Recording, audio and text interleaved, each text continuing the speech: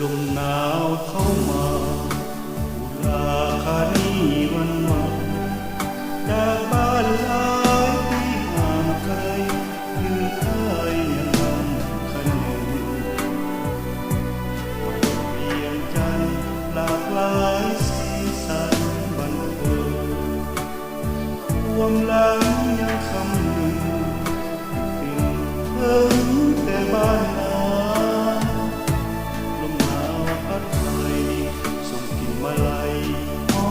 มมาเบิ่งน้ำเห็นนวลมันสาล่องลอยไหลลาสายตาเคยมีน้องเป็นผู้หาป่าด้วยกันแรงอ่อนโยนทุ่งแสงตะวันเอาพอกันกับคืนเงินหอมคำแสงไฟส่องเป่าส่งหาเที่ยวมาแดนทางเสียงแห่งว่าเราฟังคู่เอาสาตามภาษาบ้านคิดมามันน่าโศก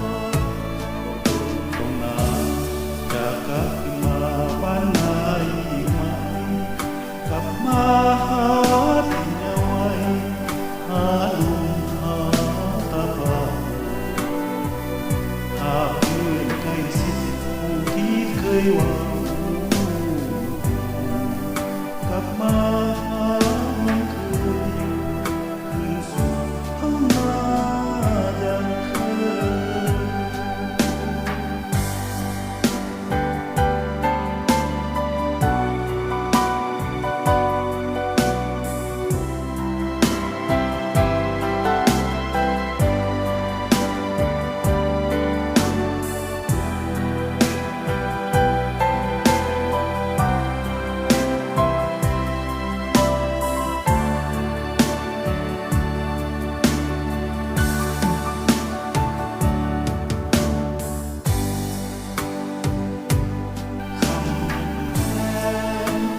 แส